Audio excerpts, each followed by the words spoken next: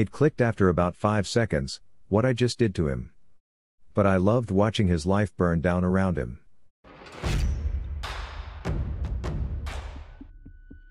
If you like true revenge stories, you found the best place for your vengeful needs. In this episode, business employees choose nuclear revenge to change their bad working environment that bad coworkers created. We start off with a nurse who gets threatened with false accusations, but finds a clever way to reverse her aggressive coworker. Followed by a bad workplace environment where food gets eaten by stealing coworkers, but the office refrigerator contains a lunchbox with a warning about rat poison.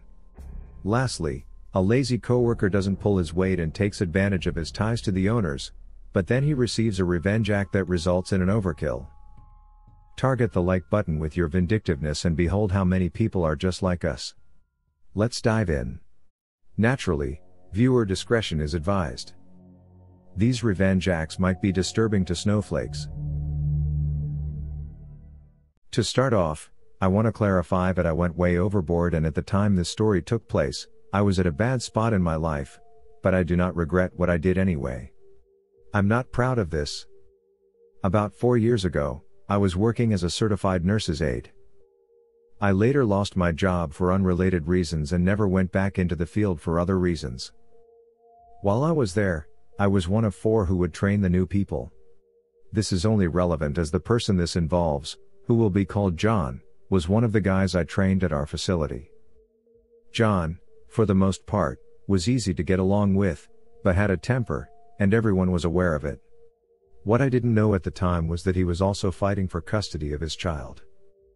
One day, about a year into him working there, he had messed up some charting. No big deal, I fixed it and corrected him on his mistake. He at first was confused, but I just explained that he might have gotten the charting numbers mixed up and it was no problem. Now for reference, we did our charting paper style at the desk located between 2 of the halls, and occasionally our patients would be sitting in front of it while chatting with us. As most of them were dementia care, they never really remembered what would be said, but regardless, we never talked about anyone by name, only room number or chart number. About an hour after this, I was finishing showering and cleaning up a resident and he came in the shower room and asked to talk to me. Sure, that's fine as it was a private area. He made mention that he didn't appreciate me correcting him in front of people. It made sense, so I apologized and told him it wouldn't happen again. I don't know where I went wrong, but he started getting loud about how it was his hall and no one had the right to talk to him like that. Now I'm pissed. I told him that we don't have hall leads at our facility, nor does any nursing home I have seen, excluding maybe our nurses, who are in charge. And second, I have been here many years longer than him, and apparently nothing I said while training him stuck. This didn't sit well with him. He proceeded to pin me to the wall of the shower room with his arm across my throat, and hand holding my shirt. As he held me there, he told me if I ever talked to him like that again, he was reporting me to state for HIPAA violations. Now HIPAA is not something I take lightly. One slip up could cost you everything in this field with a HIPAA violation. I was red with anger. My thing is, I'm double this guy's size and didn't want to lose my job for fighting with a coworker. The place was terrible, but I enjoyed helping the residents. So I started thinking and immediately had an idea. If there was one thing I knew, it was that the only thing worse for your license than a HIPAA violation was elder abuse. So I started my scheme. We had a man on our hall who had brain damage from football, and as such was highly combative and took 2 people to normally handle him. I was able to do him on my own generally, as I talked to him about football while taking care of him. I played defensive line in high school. One specific day, he had developed a bruise on his chest, and I had no clue where it came from, but I had an idea about what I was going to say it came from. I immediately called in John to help me transfer this resident to bed. As we got done and went into the hall, saying it just loud enough for several CNAs and nurses to hear, I stated, "I don't care why you did it, you never hit a patient." He was taken aback by this whole statement. It clicked after about 5 seconds, what I just did to him. The nurses had me write a statement, in which I mentioned I had asked if he knew where that new bruise came from. I said that John told me that while he was walking the resident to the bathroom, he kept squeezing his arm so he hit him in the chest. Yes, the guy would squeeze arms and wrists when being walked. So this was believable. The next day I came in and found out that John lost his job and police and adult protective services were pressing charges on him. I don't know if he was found guilty or not. I did find out a few weeks later, however, that he not only lost his license, he also lost complete custody of his child to his ex-wife and got no visitation. On top of that, he had to sell everything he owned in order to pay for his lawyer. Needless to say, I could have been a little more fair to him, but I loved watching his life burn down around him. Let it be learned, don't grab or threaten people who can ruin your life with the drop of a hat. Before I start to tell my story, I have to say I didn't do this myself, I didn't know who did it either, but it happened where I worked. Post-year 2008 crisis situation, third world country, the IT sector was very affected after the crisis. I got a job as a developer in a place with horrible rules, treatment of staff and a bad maintained workplace in general. For example, they allowed smoking inside the offices, without ventilation for fresh air. But I had to pay the bills. The pay was so bad, that it was normal for many people to do small thefts, like papers, pens, paper notebooks, etc. But one thing they specifically warned me about when I started working there, was that I should never leave anything to eat in the fridge, because someone else was going to eat it. Some workers tried to retaliate, so there were a couple of booby traps like soft drinks with laxatives or similar.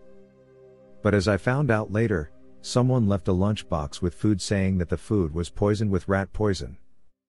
Someone actually took that lunchbox and decided to eat the food. It turns out that it wasn't meant to scare the thieving coworker away, but it actually contained rat poison. The thieving coworker was a woman. She almost died from internal bleeding and ended up with serious long-term damages in her digestive system. Her kidneys were destroyed and she had a compromised liver. How did I find out? When the police came and questioned us all in a brutal way. I was cleared, but it was not pleasant. And they never, as far as I know, found the culprit amongst us in the office. A month or two later I found a better job. It didn't pay more, but it was better.